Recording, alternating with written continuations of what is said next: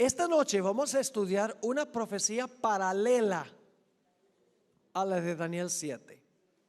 Ahora me pidieron que predicara aquí sobre Daniel, pero no podemos entender plenamente el mensaje de Daniel sin ir también a Apocalipsis.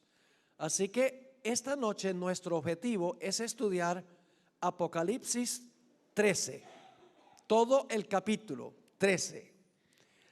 Ahora, lo primero que queremos notar es que Apocalipsis el capítulo 13, versículo 1 al 10, es paralelo a Daniel 7. O sea, Apocalipsis 13, 1 al 10, paralelo a lo que estudiamos en el tema de anoche. Los versículos 11 al 18 no están en Daniel. Relata eventos que ocurren después de los versículos 1 al 10. Es decir, Apocalipsis amplía lo que tenemos en Daniel el capítulo 7. Ahora, en Apocalipsis 13 se habla de una bestia, la bestia. La bestia es lo mismo que el cuerno pequeño. ¿Ok? Ahora, ¿cómo sabemos que la bestia de Apocalipsis 13 representa lo mismo que el cuerno pequeño de Daniel 7? Hay tres razones. Razón número 1, la bestia aparece en el mismo eslabón de la cadena profética. En Daniel 7 tenemos león, oso, leopardo, dragón, 10 cuernos, cuerno pequeño. En Apocalipsis 13 tenemos también el versículo 1 y el versículo 2, tenemos mención de un león, oso, leopardo, dragón de 10 cuernos, pero en vez de cuerno pequeño, bestia. Es decir, la secuencia de Daniel 7 y Apocalipsis 13, 1 al 10 es la misma secuencia de reinos. León, oso, leopardo, dragón, 10 cuernos, cuerno pequeño en Daniel 7, mientras que en Apocalipsis tenemos león, oso, leopardo, dragón, 10 cuernos, bestia. ¿Está claro ese punto? Ahora no podemos leer todos los versículos, pero quiero que tengan claro el concepto. En segundo lugar, la bestia de Apocalipsis 13 desempeña las mismas acciones que el cuerno pequeño. Dice que la bestia habla, tiene una boca que habla blasfemias. Dice allí también que la bestia persigue a los santos del Altísimo. Y dice que gobierna por 42 meses. Es decir, la segunda razón por la cual sabemos que la bestia es lo mismo que el cuerno pequeño es porque la bestia y el cuerno pequeño desempeñan las mismas acciones. La tercera razón ya la mencioné, y es que ambos gobiernan el mismo periodo de tiempo. En Daniel 7 se expresa como tiempo, tiempos, la mitad de un tiempo, que son 3 años y medio multiplicados por 360 días cada año. ¿Da cuánto? 1260. 42 meses multiplicado por 30 días cada mes da 1260 días, que son años. Así que 3 razones por las cuales sabemos que Apocalipsis 13 es paralelo a Daniel 7. 1, la misma secuencia de reinos, la misma cadena. La bestia está en el mismo lugar de la cadena a donde está el cuerno pequeño en Daniel 7. Segundo lugar, la bestia desempeña las mismas acciones que el cuerno pequeño. Y tercero, la bestia gobierna el mismo periodo de tiempo que el cuerno pequeño. Sabemos entonces que Apocalipsis 13 está ampliando lo que tenemos en Daniel 7. Vamos a leer Apocalipsis 13, 1 y 2 para que ustedes puedan ver esto. Apocalipsis 13, 1 y 2. Dice aquí: me paré sobre la arena del mar y vi subir del mar una bestia que tenía 7 cabezas y 10 cuernos, y en sus cuernos 10 diademas, y sobre sus cabezas un nombre blasfemo. Y ahora escuchen bien: la bestia que vi era semejante a un leopardo, y sus pies como de oso, y su boca como de... ¿Tiene alguna relación con Daniel 7? Sí. Y luego dice: y el dragón. Y si leen Apocalipsis 12 van a ver que el dragón tiene 10 cuernos. El dragón con 10 cuernos Le dio su poder y su trono y grande autoridad, ¿a quién? A la bestia. ¿Está claro? Ahora, yo no sé si ustedes notan algo interesante aquí, y es que el orden de las naciones está invertido. Mientras que en Daniel es león, oso, leopardo, dragón, con 10 cuernos, y luego el cuerno pequeño. En Apocalipsis capítulo 13 encontramos las bestias que se mencionan al revés. ¿Por qué razón? Porque Daniel está viviendo en la época del león y está mirando hacia adelante. Mientras que Juan está escribiendo cuando está gobernando el dragón, Roma, y está mirando hacia atrás. ¿Está claro ese punto? Ahora, en Daniel 7, como mencionamos, la cuarta bestia tiene 3 etapas. La primera etapa es el dragón o la bestia terrible gobernando solo. Luego, después de un tiempo, le salen 10 cuernos, que son las naciones que vinieron de las invasiones bárbaras.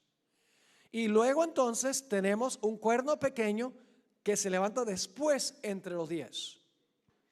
3 etapas. Y el cuerno pequeño gobierna hasta el año, ¿cuándo? 1798. Es decir, Daniel 7 nos lleva hasta 1798. No nos lleva más allá. Bueno, el juicio se menciona, pero no tenemos tiempo esta semana de hablar de la escena de juicio en Daniel 7. Pero en términos de reinos, la profecía de Daniel 7 termina en el año 1798 con el dominio del cuerno pequeño. Pero Daniel 7 no cuenta toda la historia. Vamos a Apocalipsis 13 y el versículo 10 para ver qué sucedió cuando terminó la tercera etapa, es decir, cuando terminaron los 1260 años. Dice, hablando de la bestia, lo que hacía la bestia: si alguno lleva en cautividad, va en cautividad. Es decir, la bestia llevaba a la gente a cautividad y dice que la bestia iba a ser llevada cautiva, iba a ser encarcelada, en otras palabras. Y luego dice, si alguno mata a espada, ¿con qué mataba a la bestia? Con la espada. Si alguno mata a espada debe ser ¿qué? A espada debe ser muerto. Aquí está la paciencia y la fe de los santos. ¿Con qué mataba a la bestia? Con la espada. ¿Y qué pasó? La espada se le volcó en contra de la bestia. Porque mataba con la espada, recibe la herida mortal con la espada. Llevaba a cautiverio, ¿y qué sucede? Ahora es llevada ¿qué? Cautiva la bestia.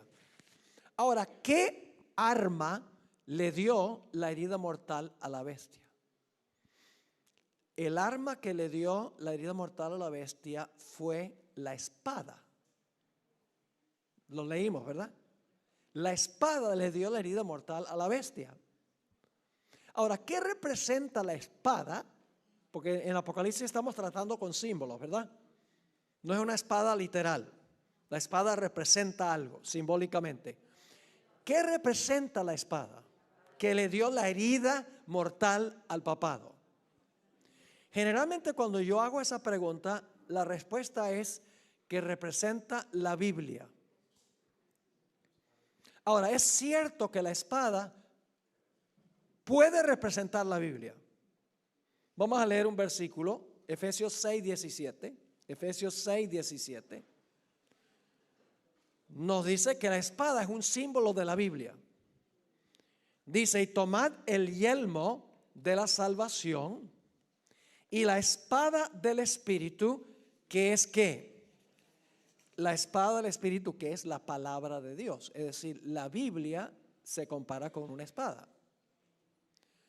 Ahora yo pregunto, ¿en la Biblia los símbolos siempre significan lo mismo?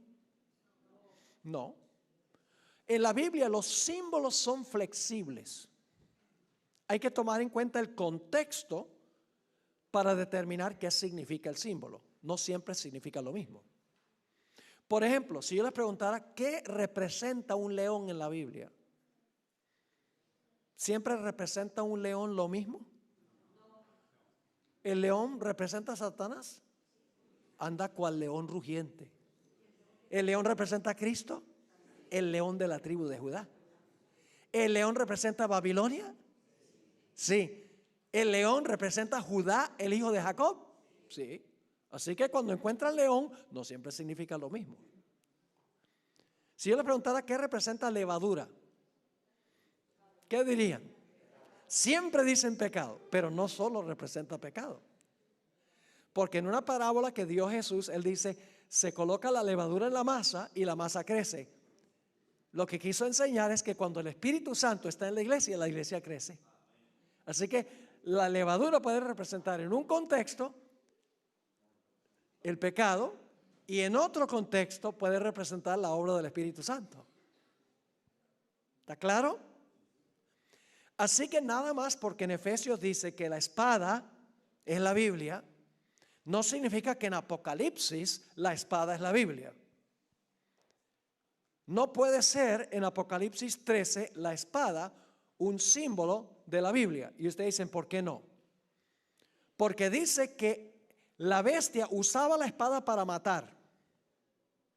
Yo pregunto, ¿el papado usó la Biblia para matar? ¿Ah, sí? El papado no usó la Biblia para matar a nadie. Antes, ¿qué hizo? Prohibió la lectura de la Biblia. ¿Qué usó el papado para perseguir a los que no estaban de acuerdo con la iglesia? ¿Cuál espada? La del poder civil.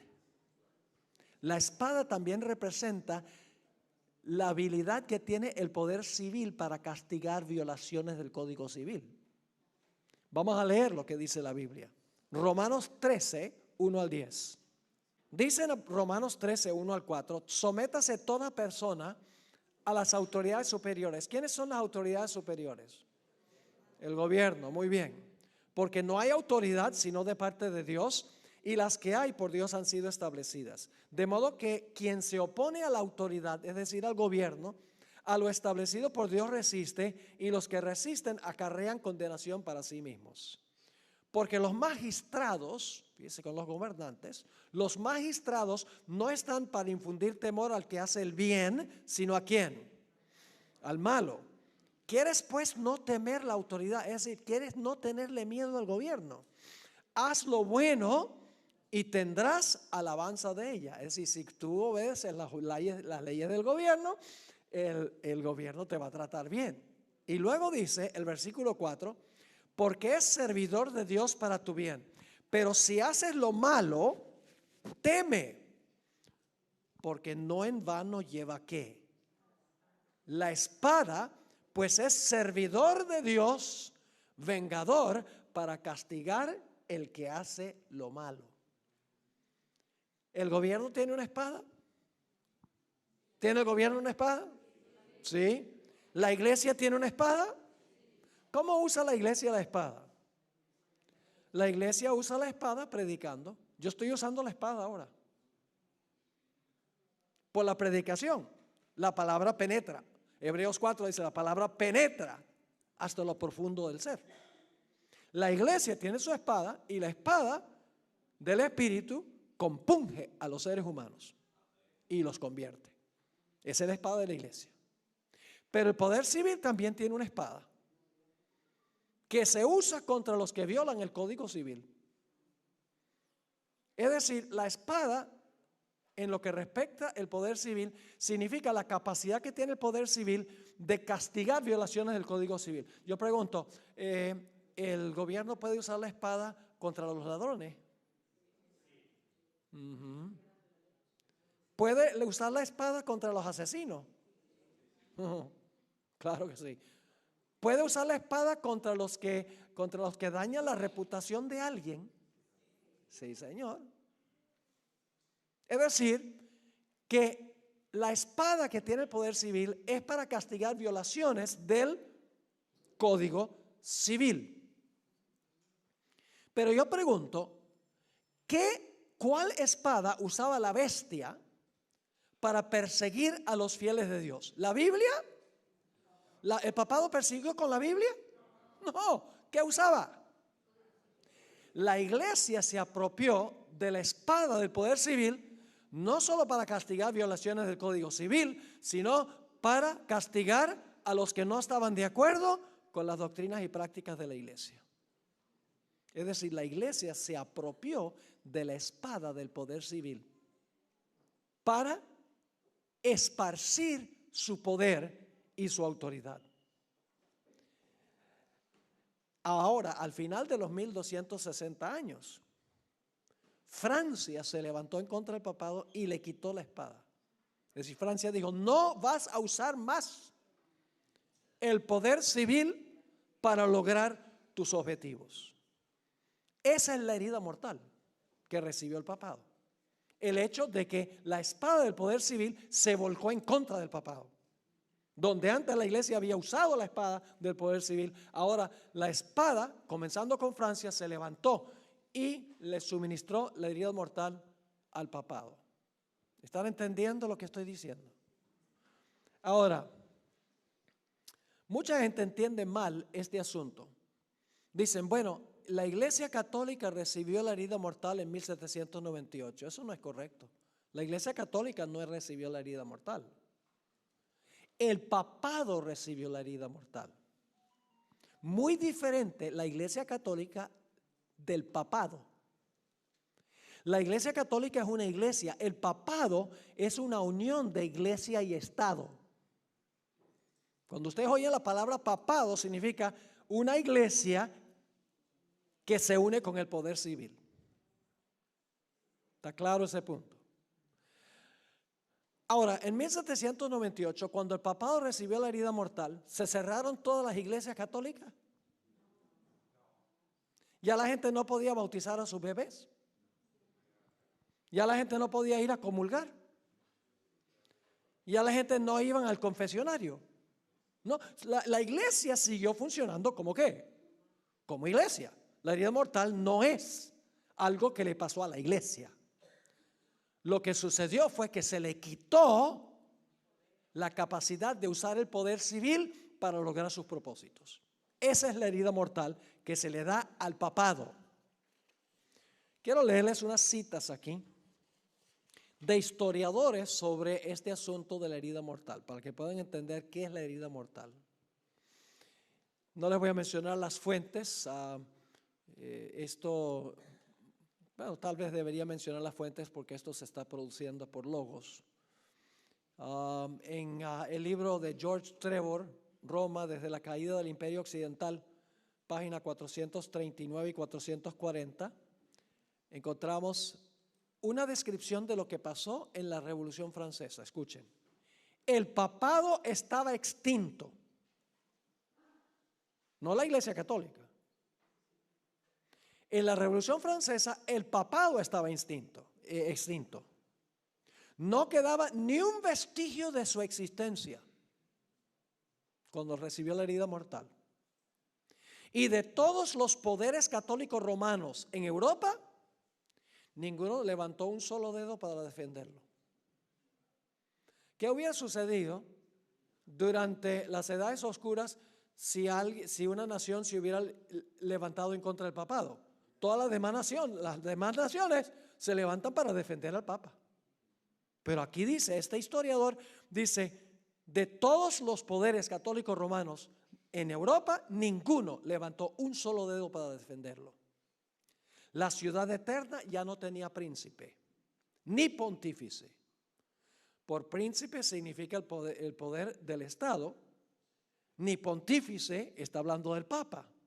Su pontífice estaba muriendo en tierras extranjeras. Es decir, porque el Papa Pío VI fue llevado cautivo. Y ya se había dado el decreto de que no se permitiría la elección de un sucesor. Otro historiador, Joseph Rickaby, en el libro Discursos sobre la historia de la religión, tomo 3, página 1, escribió, en cuanto a Napoleón dijo, el papado se terminó. Se conoce como el veto de Napoleón. Y este historiador está escribiendo sobre Napoleón, quien dijo, se acabó. Con razón, la mitad de Europa, no solo Francia, la mitad de Europa creía que el veto de Napoleón, que no permitía que se eligiera otro papa, sería obedecido y que al igual que el papa, el papado estaba muerto. ¿Captaron lo que está diciendo este historiador? Es decir, la herida mortal, el papado estaba muerto.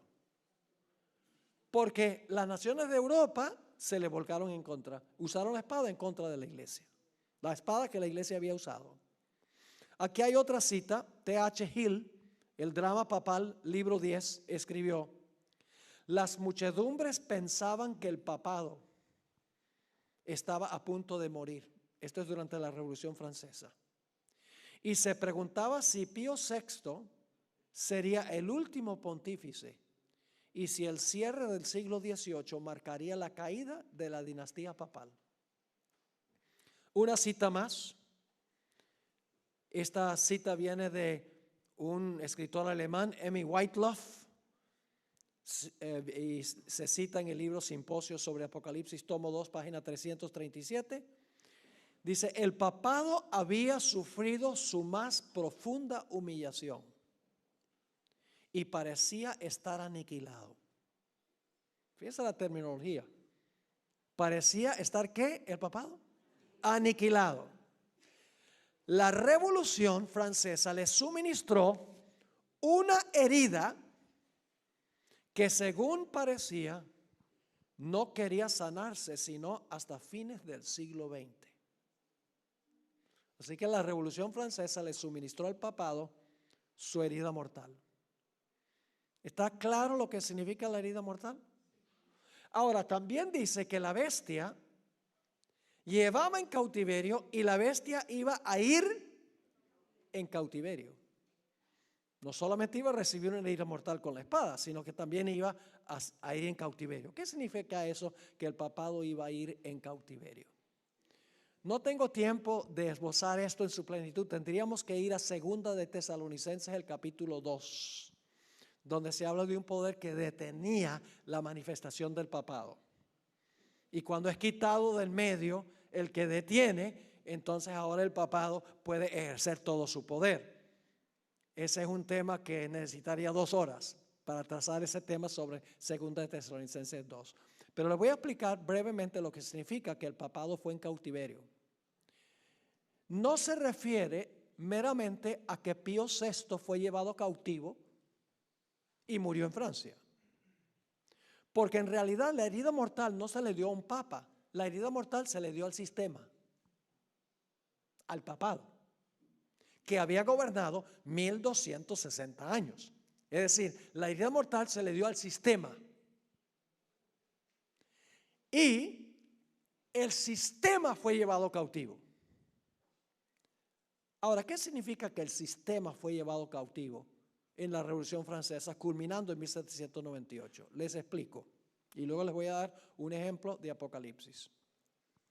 ¿A dónde radicaba el poder del papado? ¿Por qué el papado tenía libertad para perseguir durante los 1260 años? Porque los poderes civiles se prestaban para que el papado hiciera lo que quería. Es decir, mientras el papado puede usar los poderes civiles, está libre. Cuando los poderes civiles le retiran su apoyo, ya no puede funcionar, está cautivo. Les doy un ejemplo del mismo libro de Apocalipsis. Apocalipsis, el capítulo 20.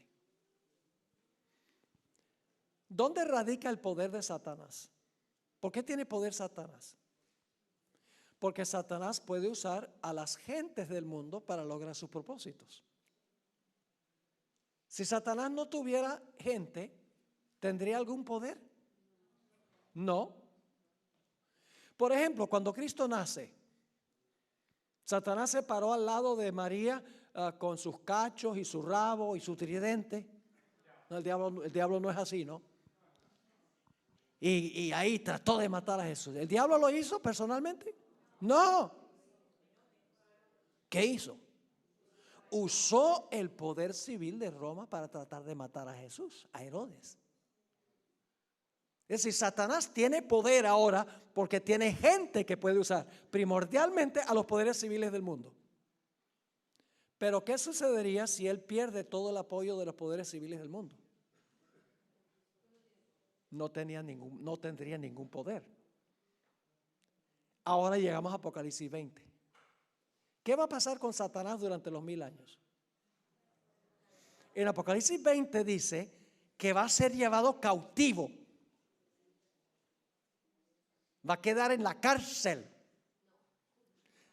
No literalmente.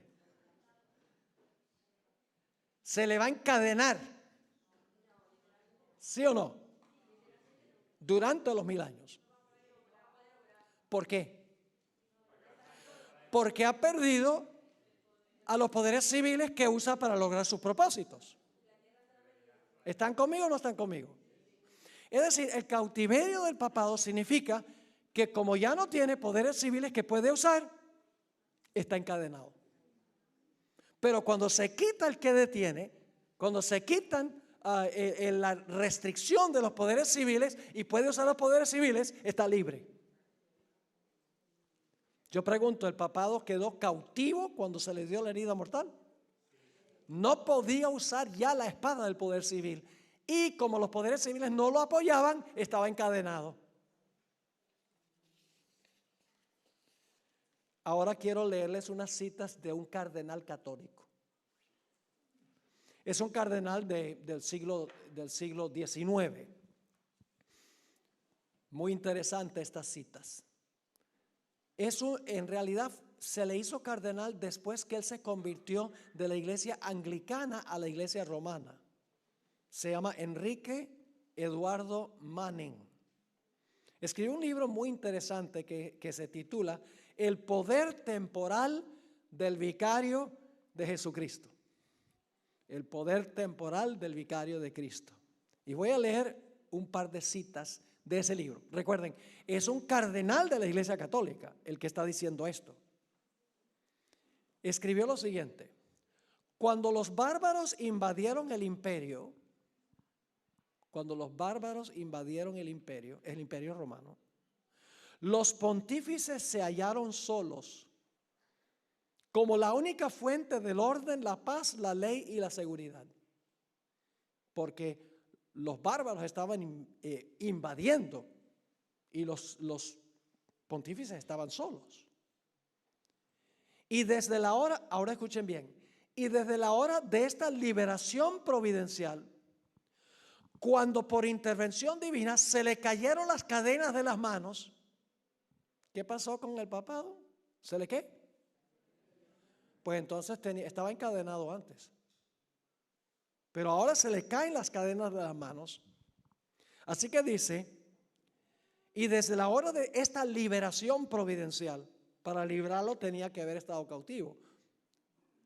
Cuando por intervención divina se le cayeron las cadenas de las manos al sucesor de Pedro, como una vez habían caído de las suyas, ningún soberano ha reinado en Roma, sino el vicario de Jesucristo. Es decir, cuando se le quitaron las cadenas, quedó libre. Aquí hay otra cita, en la que acabo de leer, está en la página 3 del libro, la página 11 al 13 dice: el papado esperó hasta el momento propicio en que Dios rompiera sus ataduras. ¿Qué esperó el papado? Hasta que se rompieran ¿qué? Sus ataduras, y lo librara de la sujeción a los poderes civiles. No sé si están captando lo que está diciendo. El papado esperó hasta el momento propicio en que Dios rompiera sus ataduras y lo librara de la sujeción a los poderes civiles. Es decir, antes el papado había estado sujeto a los poderes civiles, pero ahora es librado para controlar los poderes civiles. Sigue escribiendo. El papado esperó hasta el momento propicio en que Dios rompiera sus ataduras y lo librara de la sujeción a los poderes civiles, colocándolo así sobre el trono como dueño de su propia soberanía temporal. Aquí está otra cita en la página 16. Digo pues que fue Dios mismo el que libró a su vicario terrenal de la sujeción al poder temporal. Dice que Dios lo hizo. Nosotros sabemos que no fue Dios el que lo hizo. Pero dice, digo pues que fue Dios mismo el que libró a su vicario terrenal de la sujeción al poder temporal. Es decir, antes había estado sujeto al poder temporal. Pero dice, Dios lo libró de estar sujeto al poder temporal. Y luego dice algo muy interesante. Digo pues que fue Dios mismo el que libró a su vicario terrenal de la sujeción al poder temporal, y fue por él como los obispos de Roma reinaron como príncipes temporales por 1200 años. ¿Cómo? ¿Por cuánto tiempo dice él que gobernaron cuando se quitó el estorbo? 1200 años. Interesante esa admisión, porque la profecía dice 1260 años. Aquí hay otra cita, mismo libro. Él no sabe que está hablando del cautiverio del papado cuando está sujeto a los poderes civiles, y la liberación del papado cuando puede usar los poderes civiles. Una cita más: la conversión del imperio al cristianismo y su destierro al lejano oriente, es decir, cuando Constantino se fue a Constantinopla, la conversión del imperio al cristianismo y su traslado y destierro al lejano oriente libró al vicario de Jesucristo de la sujeción al poder temporal. Es decir, cuando el emperador Constantino se fue al oriente, allá a Constantinopla, el vicario de Cristo quedó ¿qué? Libre. Porque ahora el Papa iba a ocupar el lugar que había ocupado Constantino. Sigue diciendo, y luego, por la acción de esa misma providencia, se le concedieron las prerrogativas de un verdadero y apropiado soberano para gobernar sobre aquel estado y territorio y también sobre el pueblo que le fue encomendado. Y ahora fíjense, y desde aquella hora que podría decirse fueron 1500 años, o más precisamente 1200. El sumo pontífice ha sido un verdadero y genuino soberano que ejerce las prerrogativas de la nobleza que le concedió Dios sobre el pueblo, y quien es Padre en todas las cosas, tanto espirituales como temporales. Qué citas interesantes, qué admisión interesante. Que el papado, hasta el tiempo de la invasión de las tribus bárbaras, estaba sujeto a los poderes civiles. Pero cuando los bárbaros invadieron el imperio, estaba todo en desorden, y los mismos bárbaros le dijeron: Papa, trae el orden. Y ahora el Papa puede usar el poder civil, es decir, ahora se le caen las cadenas y ahora puede gobernar sobre los poderes civiles, que sucedió, según él, por 1200 años. Y la profecía dice, ¿cuánto tiempo? 1260 años. Él no sabe que él está comentando sobre Apocalipsis, el capítulo 13. Es decir, el papado entonces, en 1798, ya que los poderes civiles ya no podía usarlos, está amarrado, está encadenado. ¿Cuándo se le van a caer las cadenas? Pues cuando pueda usar nuevamente los poderes civiles. ¿Cuándo se le van a caer las cadenas a Satanás? Después del milenio. ¿Qué va a pasar con todos los que Satanás usaba antes del milenio? Todos van a morir. ¿Cuánto poder va a tener Satanás durante los 1000 años? Nada. ¿Por qué? Porque no tiene gente. ¿Están entendiendo esto? Son cosas que a veces no se tocan. Ahora, Apocalipsis 13 nos dice que 1798 no es el fin. No es el fin. La bestia o el cuerno pequeño, Roma, tendrá una cuarta etapa. Primera etapa, el Imperio Romano. Segunda etapa, el Imperio Romano dividido. Tercera etapa, Roma papal, termina en 1798. Pero el libro de Apocalipsis dice que el papado va a recuperar su poder se le va a sanar la herida. ¿Qué significa el sanamiento de la herida? Vamos a leer el texto y luego vamos a explicarlo. Dice en Apocalipsis 13:3, Apocalipsis 13 y el versículo 3, vi una de sus cabezas como herida de muerte. Esta es la herida mortal. Y luego, ¿qué dice? Pero su herida mortal fue sanada. Y se maravilló toda la tierra en pos de la bestia. Yo pregunto, ¿el cuerno pequeño y la bestia van a tener otra vez dominio? Se le va a sanar la herida. Ahora, ¿qué significa que se le va a sanar la herida? Ya que sabemos qué es la herida y qué es el cautiverio, podemos saber qué significa el sanamiento de la herida. ¿Qué es el sanamiento de la herida? Se le va a devolver ¿qué? La espada. Y va a poder usar otra vez a los poderes civiles. Ve que es sencillo, esto no es complicado. Esto no es trigonometría. Ahora la pregunta surge, ¿cómo se le va a sanar la herida? ¿Quién le va a sanar la herida? Aquí viene algo interesantísimo. Agárrense de los asientos.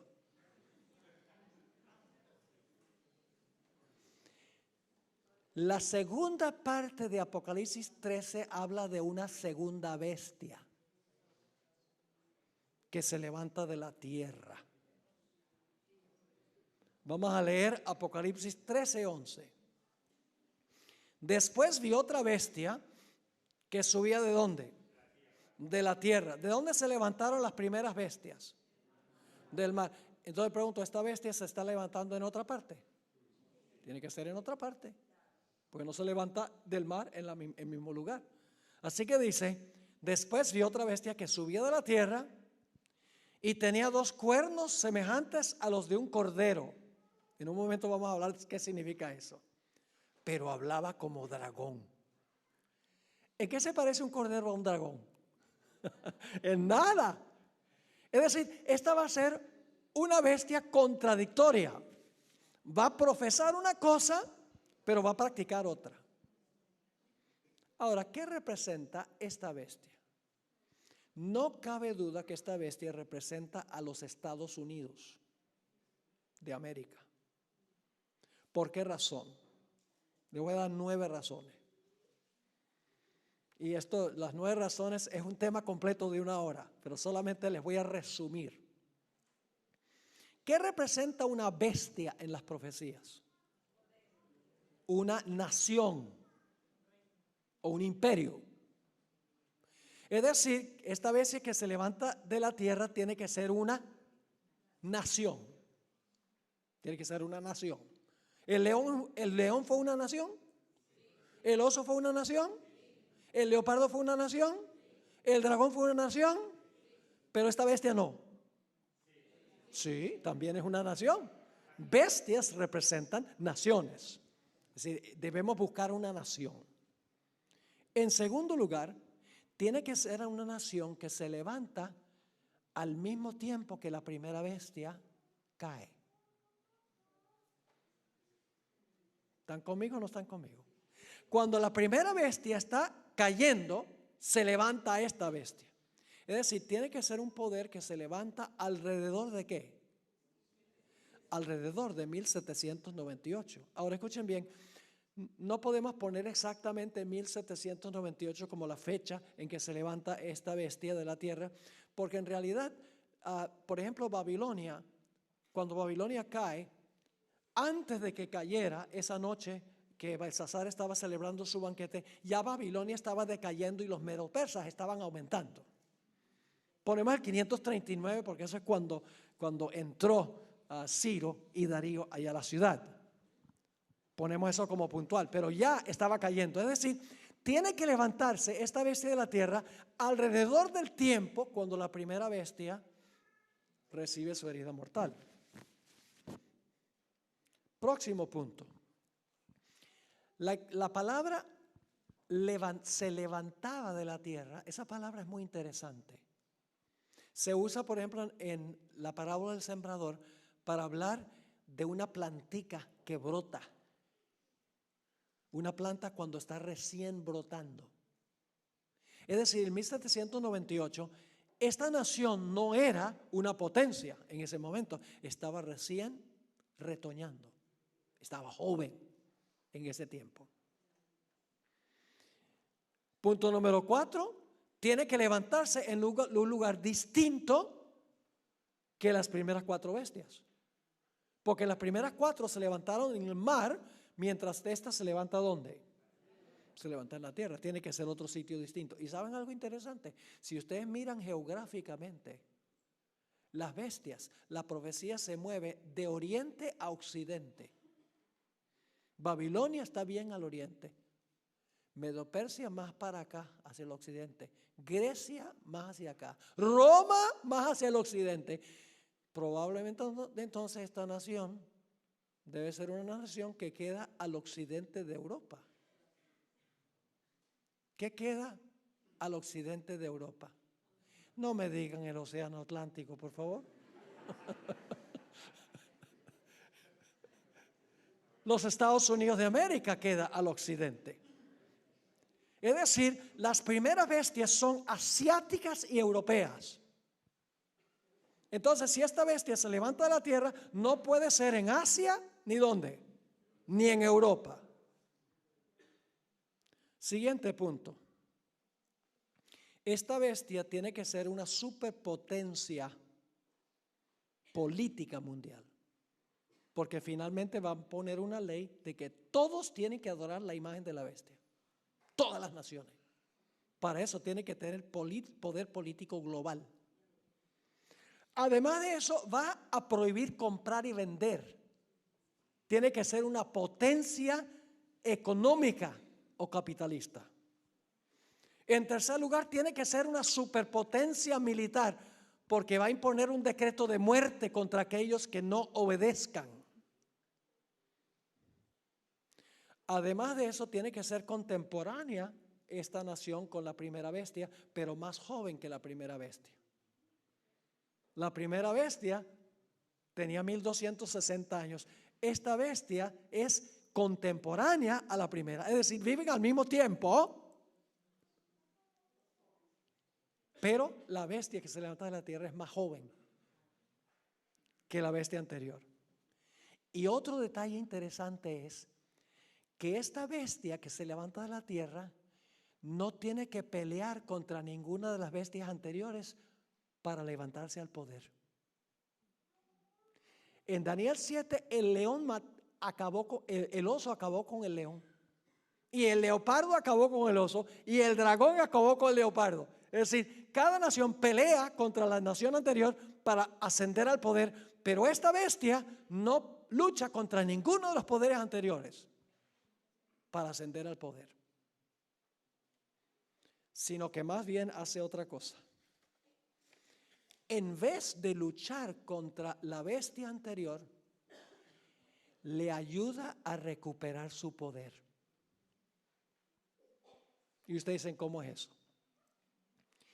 Todo lo que hace esta bestia de la tierra, mis hermanos y hermanas, lo hace para complacer a la primera bestia.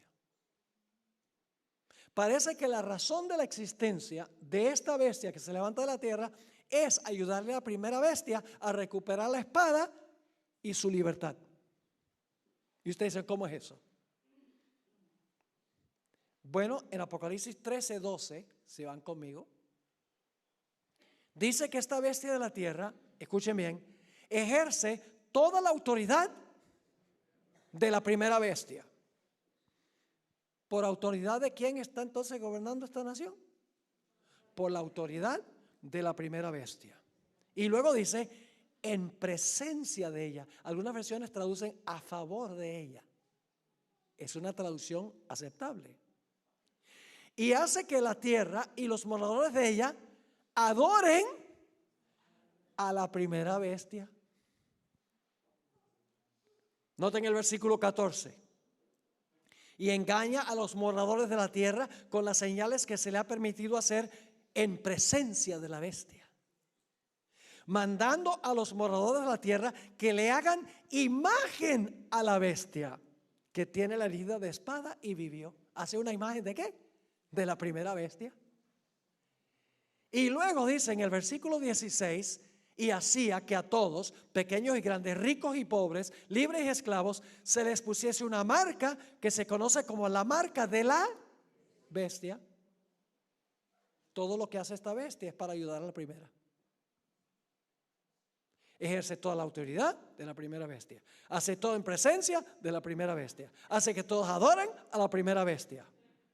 Hace una imagen de la primera bestia. Impone la marca de la primera bestia. Es decir, esta nación, en vez de pelear con la primera bestia, le ayuda a recuperar la espada y su libertad. Le va a devolver la espada al poder papal. Ahora, ustedes notan que esta bestia tiene dos cuernos como de cordero, pero habla como ¿qué? Como dragón. Ahora surge la pregunta, ¿qué representan los dos cuernos como de cordero? Bueno, el paralelo más cercano que tenemos en la Biblia está en Daniel 8, que vamos a empezar a estudiar en nuestra sesión de mañana. Vamos a dedicar 2 sesiones para estudiar Daniel 8 al 12. Vamos a Daniel 8:3. Daniel 8 y el versículo 3. Aquí está hablando de el carnero que representa a Medo-Persia. Dice, alcé los ojos y miré. Y aquí un carnero. ¿Cuántos carneros eran? Una sola bestia, un carnero. Que estaba delante del río y tenía 2 cuernos. Una bestia o una nación, ¿con qué? Con 2 cuernos. Una nación que se componía de 2 reinos. Una nación que se componía de 2 reinos. Porque sigue diciendo, y tenía 2 cuernos, y aunque los cuernos eran altos, uno era más alto que el otro, y el más alto creció después. Es decir, Persia salió de último, pero llegó a predominar más que los medos. Los primeros 3 reyes fueron medos, y todos los demás reyes de la dinastía fueron persas. El cuerno más alto se levantó de último. Ahora, ¿qué representa este carnero y los 2 cuernos? El versículo 20 lo explica. En cuanto al carnero que viste, que tenía 2 cuernos, estos son los que, los reyes de Media y de Persia. Eran 2 naciones, pero en un solo imperio. 2 reinos en una nación. Significa entonces que la bestia que tiene 2 cuernos como de cordero tiene que ser una nación que tiene ¿qué? 2 reinos. Una nación con 2 reinos. Y usted dice, bueno, ¿y los Estados Unidos es una nación con 2 reinos? Sí, señor. Ahora vamos a hablar de eso. Vamos a Mateo 22, 19 al 21. Mateo 22, 19 al 21. ¿Cuántos reinos reconoció Jesús? ¿Cuántos reinos reconoció el Señor Jesucristo? 2. 2. Sí, 2. ¿Cómo no? 2. Nota lo que dice aquí. Le dicen a Jesús, ¿se debe pagar tributo al gobierno, sí o no? Y entonces Jesús dice en el versículo 19, mostradme la moneda del tributo. Y ellos le presentaron un denario. Entonces les dijo, ¿de quién es esta imagen? Es decir, la cara de quién está en esta moneda y la inscripción, el nombre de quién está en la moneda. Le dijeron de César. Y les dijo, dad pues a César lo que es de César y a Dios lo que es de Dios. ¿Cuántos reinos reconoció Jesús? 2, el civil y el religioso. El Estado y la iglesia. Reconoció 2 reinos en un mismo imperio, en Roma. Ahora, vamos a Juan 18:36. Juan 18:36. Dice, aquí Jesús está delante de Pilato. En realidad Pilato lo invita a su aposento para hacerle una entrevista. Y Pilato le dice, ¿eres tú un rey? ¿Eres un rey? ¿Qué le dijo Jesús? Mi reino no es de este mundo. ¿Cuántos reinos reconoció Jesús? ¿Reconoció que hay un reino en este mundo, sí o no? Sí. ¿Reconoció que él también tenía un reino? Sí. Mi reino no es de este mundo. Si mi reino fuera de este mundo, mis servidores pelearían para que yo no fuera entregado a los judíos, pero mi reino no es de aquí. ¿Reconoció Jesús la existencia de dos reinos? Sí, el reino de este mundo y su ¿qué? Y su reino. ¿Se refirió Jesús varias veces al reino de los cielos? Eso es su iglesia. Y también se refirió al poder civil como un reino. Ahora, ¿qué querían los judíos de la época de Jesús? Ellos querían que la iglesia se apropiara por la fuerza del poder civil para imponer su religión. Por ejemplo, en cierta ocasión Jesús de regreso a Jerusalén quería pasar por algunas aldeas samaritanas, pidió permiso por adelantado y las aldeas dijeron: no queremos que pases por nuestros pueblos. Y Santiago y Juan le dijeron a Jesús: que falta de respeto, ¿quieres que llamemos fuego del cielo para incinerar a esas ciudades? ¿Cómo no van a aceptar a nuestro Mesías? Cuando Jesús alimentó a los 5,000, Judas como cabecilla trataron de tomarlo para hacerle rey temporal. Satanás le ofreció a Jesús en el monte de la tentación los reinos de este mundo. Inclusive Pedro procuró defender el reino de Cristo con la espada. Cuando Cristo vino, cuando vinieron a arrestar a Jesús, Pedro sacó la espada. Le falló la puntería, porque era pescador y no soldado. Le tiró un zarpazo al criado del sumo sacerdote y le mochó la oreja. Créanme, le estaba tirando a la cabeza, pero le falló la puntería. ¿Qué concepto tenían ellos de la forma de imponer la religión? Por la fuerza. ¿Y qué le dijo Jesús a Pedro? Le dijo: bien hecho, Pedro. Y le dijo a los otros discípulos: ¿y ustedes qué? ¿No me van a defender también? No. Jesús le dijo: guarda esa espada, porque así no es que se impone mi reino. ¿Están captando el punto? Noten Lucas 17, 20 y 21. Estamos hablando de los dos reinos por ahora. Y luego vamos a regresar para demostrar que en los Estados Unidos hay dos reinos: civil y religioso. Lucas 17, 20 y 21. Preguntado por los fariseos, que esperaban un reino temporal, preguntado por los fariseos cuándo había de venir el reino de Dios, les respondió y dijo: el reino de Dios no vendrá con advertencia. Es decir, el reino de Dios no viene con una exhibición de poder. Ni dirán: helo aquí o helo allí.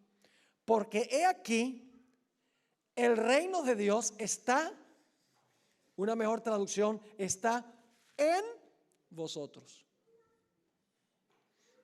Escuchen bien. El gobierno no puede convertir a nadie.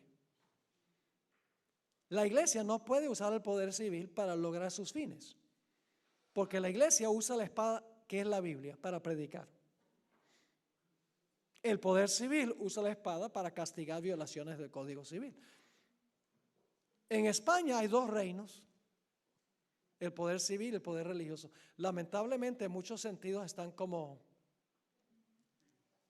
unidos.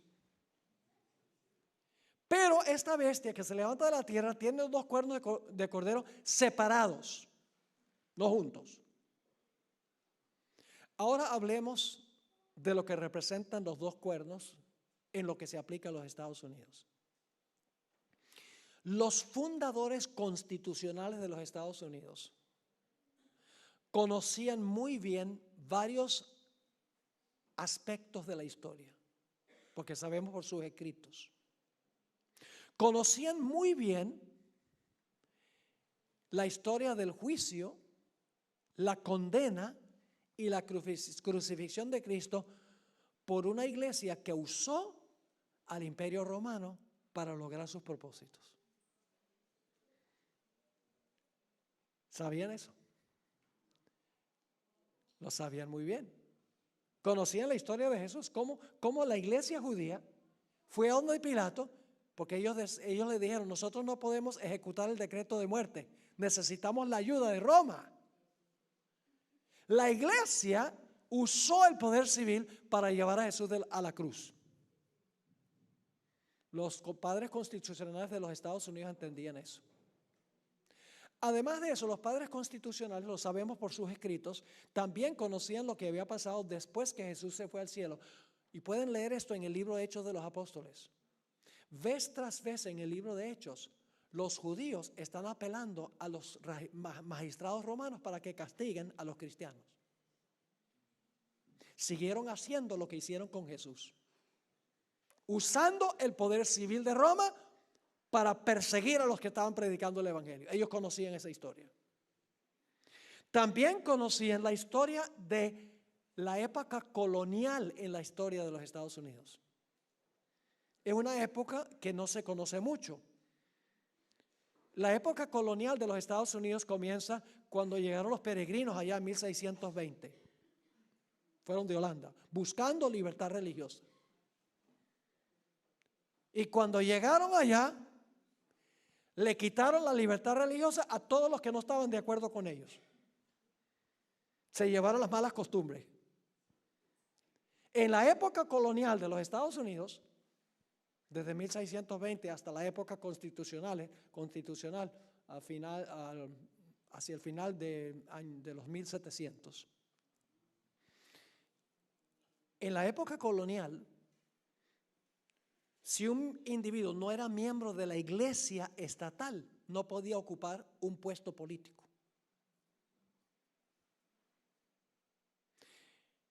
Además de eso, la gente le pagaba los diezmos al gobierno y el gobierno le pagaba a los ministros. Además de eso, por lo menos en 3 colonias habían leyes dominicales que si una persona violaba la ley dominical, en 3 colonias inclusive se les podía ejecutar el decreto de muerte. Encarcelaban gente que trabajaba el domingo, los encarcelaban, los multaban. Y si seguían rebeldes, la sentencia de muerte. Porque el Estado imponía lo que quería la iglesia colonial, que era la iglesia compuesta de puritanos. Los padres constitucionales de los Estados Unidos conocían esa etapa de la historia. El punto es que ellos sabían que cuando la iglesia usa el poder civil, se une al poder civil, el resultado es persecución. También conocían muy bien la historia del papado durante los 1260 años. Constantemente escriben sobre la Inquisición. Cuando la iglesia usaba el poder civil para perseguir a los que no concordaban con los dogmas de la iglesia y con las prácticas de la iglesia. Y por eso los padres constitucionales de los Estados Unidos dijeron: en esta nación que está surgiendo va a ser diferente. En esta nación nosotros vamos a separar radicalmente la iglesia del poder civil. Ni la iglesia va a poder usar el poder civil, ni el poder civil va a poder usar la iglesia. Cada uno va a funcionar en su esfera. Libertad civil y libertad religiosa. Por eso en 1776 se ratificó la Declaración de Independencia, que parcialmente dice que todos tienen ciertos derechos inalienables. Es decir, que nadie les puede quitar porque son garantizados por Dios. Y entre esos derechos está el derecho a la vida, la libertad y la búsqueda de la felicidad. La Constitución fue ratificada en el año 1787 y básicamente los principios de la Constitución de los Estados Unidos es un gobierno del pueblo, para el pueblo y por el pueblo. Es decir, el poder no radica arriba sino abajo, con el pueblo. Ahora, ¿qué sucedía durante el periodo de dominio papal?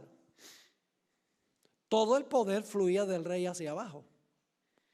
El rey mandaba y la gente obedecía lo que decía el rey. El pueblo no tenía voz ni voto. Y en la iglesia, ¿cómo funcionaba? Lo que decía el Papa. La gente no tenía libertad. El Papa hablaba y la gente tenía. Cuando el Papa decía salta, la persona decía ¿cuán alto? Cuando el rey decía salta, ¿cuán alto? No había libertad del pueblo. No era un gobierno del pueblo, para el pueblo y por el pueblo. Era un gobierno que fluía de arriba hacia abajo, por imposición. Los padres constitucionales de los Estados Unidos dijeron aquí va a ser diferente. Aquí el poder va a fluir de abajo hacia arriba. El pueblo va a poder elegir sus propios representantes. Y va a haber libertad civil y libertad religiosa. En una nación, dos reinos distintos. La iglesia por su lado y el Estado por su lado. Y en los Estados Unidos hay ambas cosas. La iglesia funciona como iglesia y el Estado como Estado. Déjenme darles una ilustración. Yo sé que en Europa aquí es un poquito diferente. Es peligroso el asunto de la iglesia pedir la ayuda del Estado y viceversa. Es muy peligroso. Yo pregunto, en asunto de finanzas, ¿qué le debemos a Dios? El diezmo. ¿Y qué le debemos a César? No nos gusta, ¿verdad? Los impuestos. Yo les pregunto, ¿sería apropiado que el gobierno español le dijera a la iglesia, ustedes tienen que darnos un porcentaje de los diezmos? No. ¿Sería apropiado para la iglesia decirle al gobierno español, denos una ayuda económica para que podamos funcionar? No, porque cuando la iglesia recibe la ayuda del Estado, la iglesia tiene que hacer lo que el Estado dice porque le debe. ¿Es así o no es así? Es peligroso, peligrosísimo. La hermana White nació 29 años después de la herida mortal. Y ella escribió en El conflicto de los siglos, página 495, lo siguiente, hablando de los colonos en los Estados Unidos. Los fundadores de la nación procuraron con acierto que la iglesia no pudiera hacer uso del poder civil. ¿Qué hicieron los fundadores de la nación? Procuraron con acierto que la iglesia no pudiera hacer uso del poder civil, con los consabidos e inevitables resultados, la intolerancia y la persecución. Los padres fundadores de Estados Unidos dijeron, está bien que en esta nación haya dos reinos, la iglesia funcionando como iglesia y el poder civil como poder civil, pero en esta nación no vamos a permitir que la iglesia use el poder civil para cumplir sus propósitos.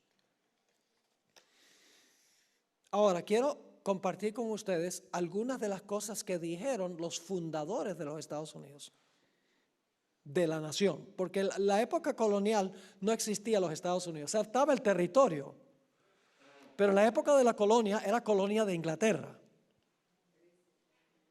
O sea, no había gobierno de Estados Unidos, no había constitución, no fue sino hasta la Declaración de Independencia, la Constitución y el Acta de Derechos que los Estados Unidos llegó a ser nación.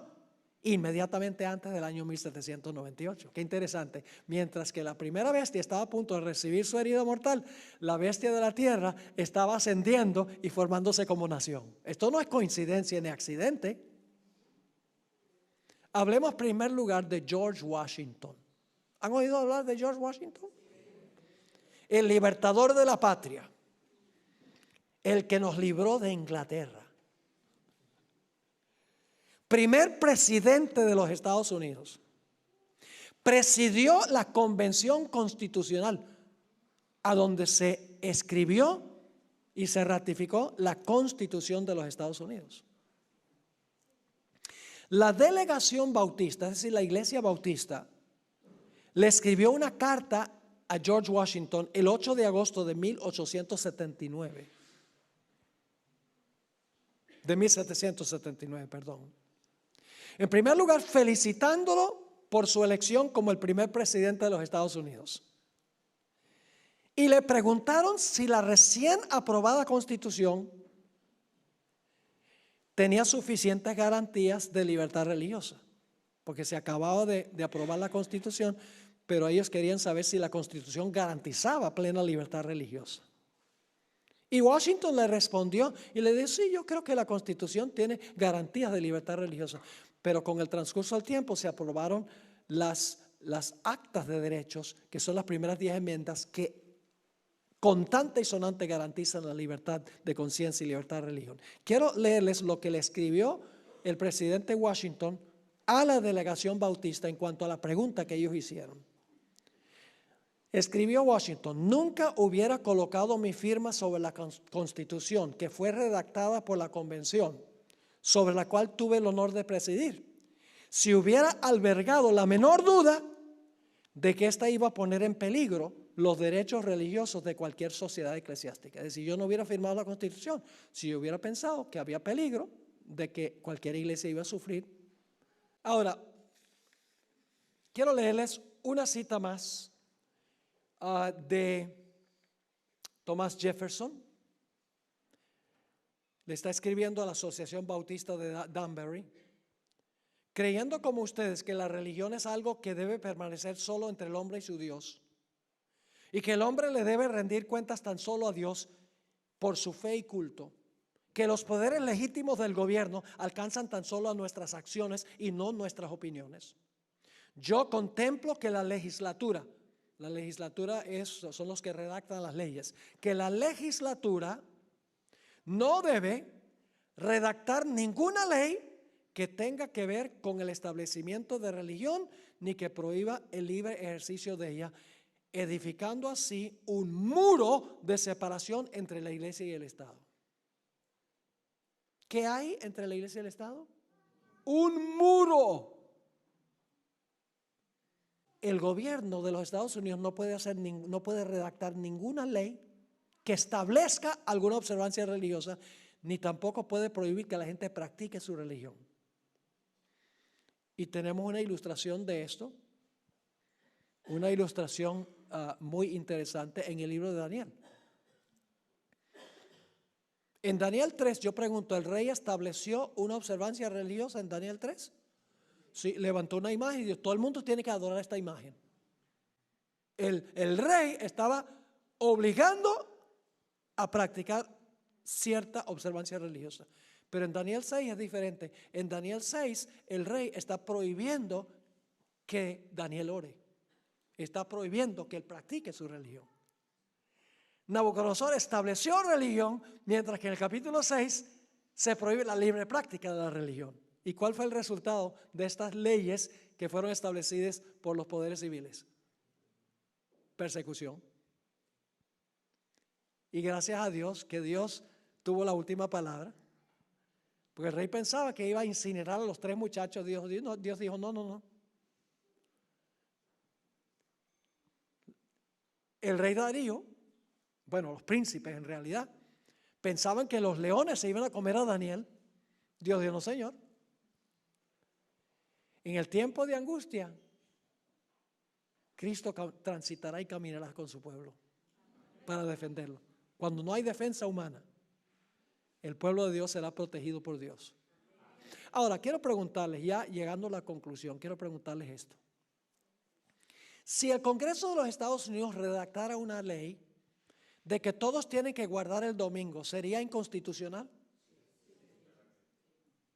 Uno no tiene que ser el sabio Salomón para entender que eso sería inconstitucional, porque es establecer una observancia religiosa que prohíbe la primera enmienda.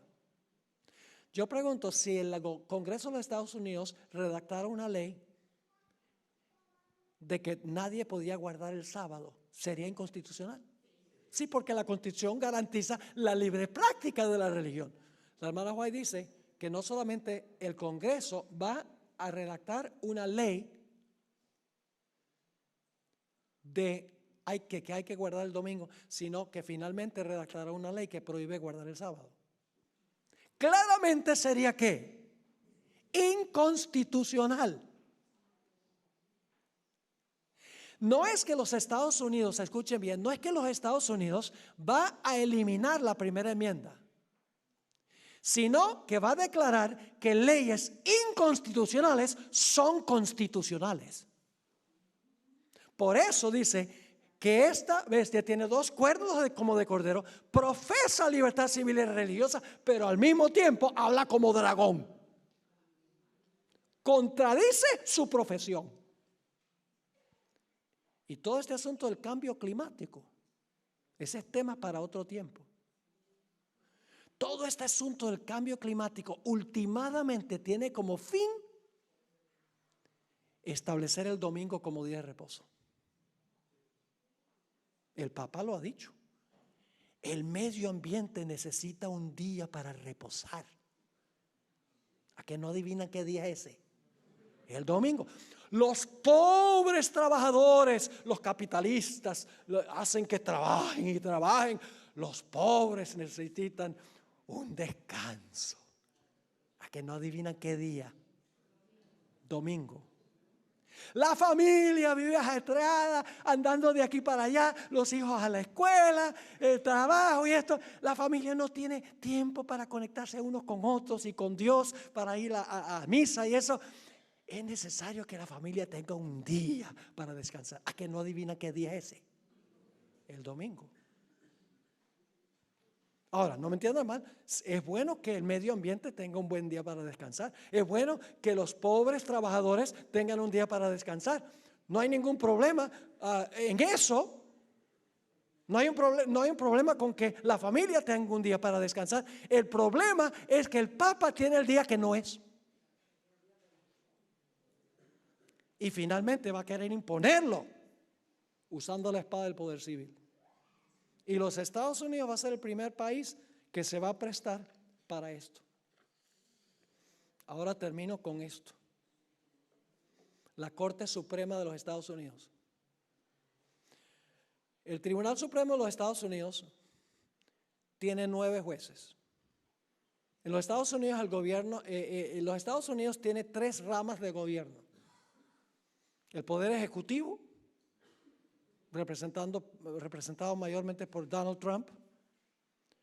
En segundo lugar, el poder legislativo, que son los que redactan las leyes. Y en tercer lugar, el poder judicial, primordialmente la Corte Suprema de los Estados Unidos, que se compone de 9 jueces.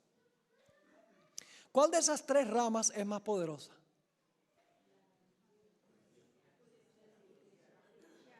La Corte Suprema. Y ustedes dicen, ¿por qué? Yo no sé si algunos de ustedes recuerdan esa elección en la Florida, en los Estados Unidos, cuando Al Gore y George Bush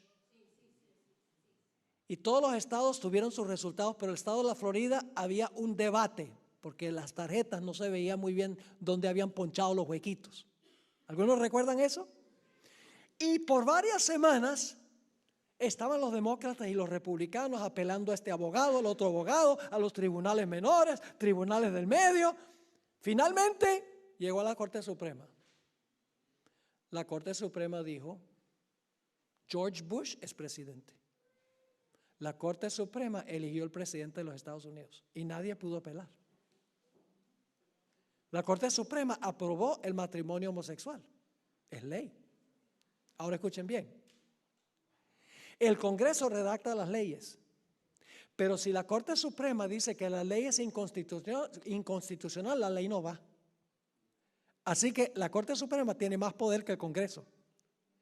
Y el Poder Ejecutivo, que hace cumplir las leyes, pues no puede hacer cumplir una ley que la Corte Suprema declaró inconstitucional.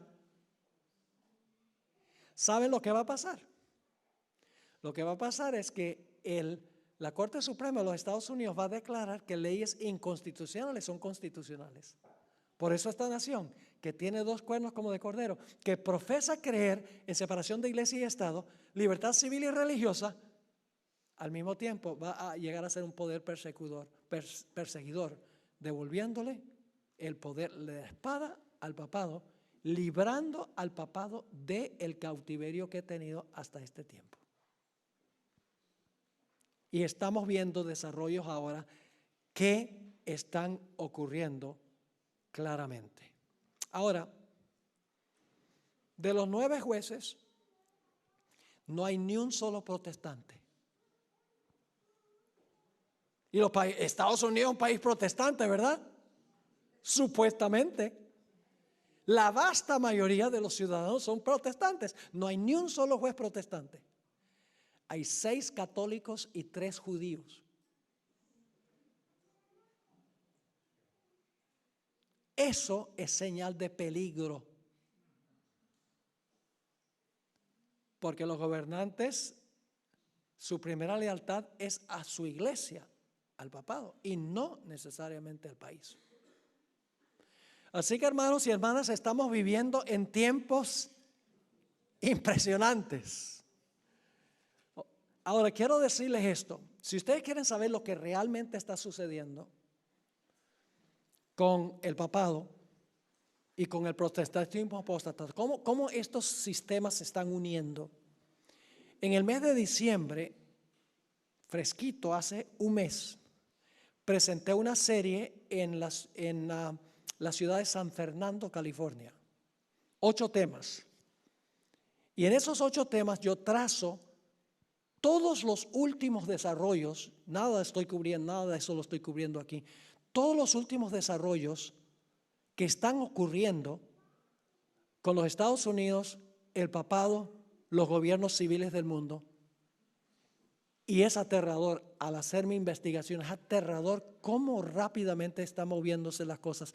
Cómo los jesuitas están trabajando ahora, transformando a la Iglesia Católica desde adentro, para poder unir los protestantes y los gobiernos del mundo con el papado. Es algo impresionante cuando uno mira lo que está sucediendo. Bien, vamos a orar. Padre Celestial, gracias por la palabra profética más segura. Gracias porque no nos has dejado a oscuras en cuanto a lo que va a ocurrir al final de la historia. Gracias porque tú declaras el fin desde el principio. Gracias porque nos has dado a nuestra iglesia un mensaje tan poderoso. Te pido, Señor, que nos ayudes a estudiar, nos ayudes a ser fieles, porque muy pronto esa fidelidad será probada al máximo. Ayúdenos, Señor, a ser como un roble inconmovible ante la oposición de la sociedad, de las iglesias, etc. Bendícenos al regresar a nuestros hogares. Llévanos con tu protección. Te pido que nos vuelvas a traer mañana y el resto de los días para continuar estudiando estas grandes cosas de tu palabra. Gracias, Señor, por haber estado con nosotros y por responder nuestra oración. Te lo imploro en el precioso nombre de Jesús. Amén. Amén.